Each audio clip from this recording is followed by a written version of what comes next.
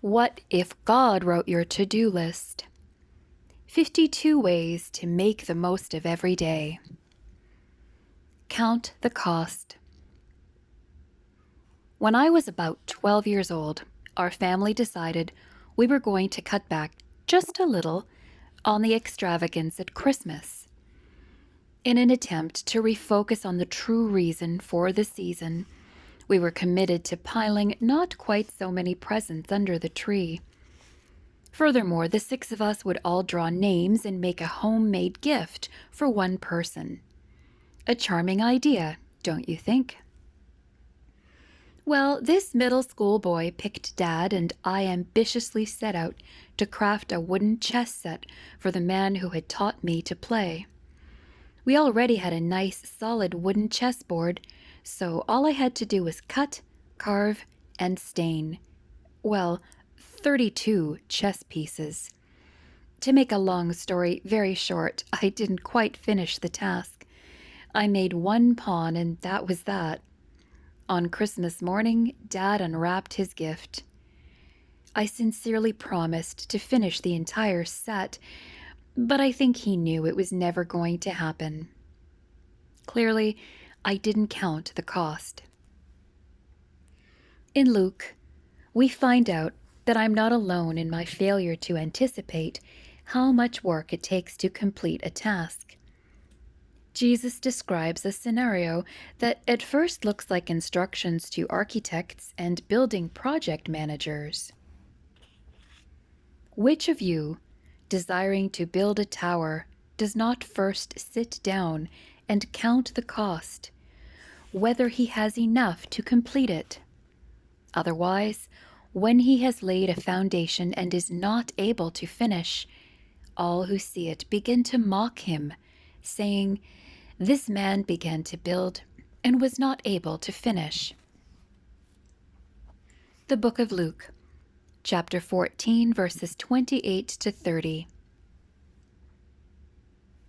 Counting the cost is good advice when you're building a tower, crafting a chess set, planning a vacation, applying to colleges, or dreaming about retirement.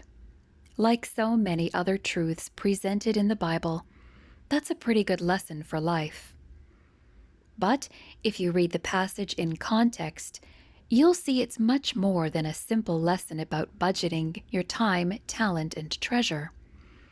Jesus is talking about the cost of following him. This 2,000-year-old speech was delivered to a large crowd that had been traveling with Jesus, and it may have been a direct challenge to those who were tagging along merely out of curiosity.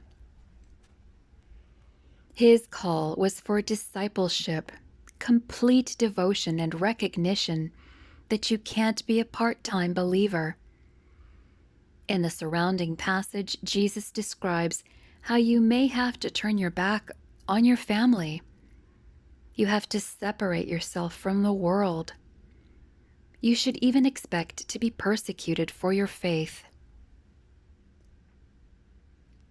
Is that bad news? Not at all.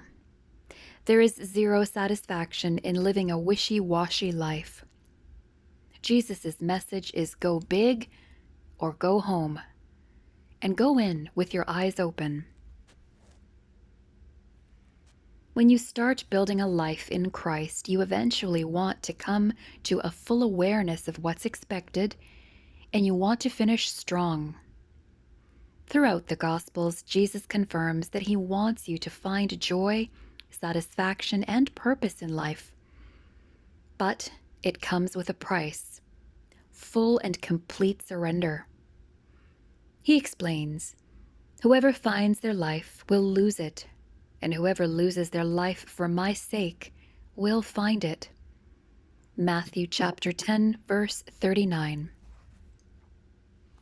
That warning, to surrender 100%, is for your own good, as well as your witness to others. As the above passage from the book of Luke describes, you could spread out blueprints and boast about your big plans, but if you don't complete the job, you are leaving yourself open for some serious ridicule. Anyone who leaves a tower only half built will be mocked. Now, you could respond, who cares what other people think? But you should care. It does matter. The Christian life should be attractive. We need to walk with confidence and purpose. We live with the knowledge that great things are waiting for us. We are going to finish what we start.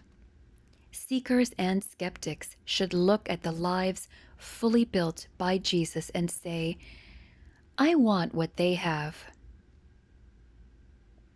Checking the list. Counting the cost to follow Jesus sounds like some kind of business transaction. And it is. He is ready to trade his life for yours. That's right. You are worth Jesus. That's the best deal you will ever find.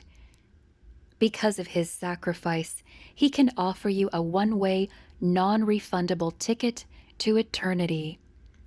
As Jesus said, his last words on the cross, it is finished. He held up his end of the deal.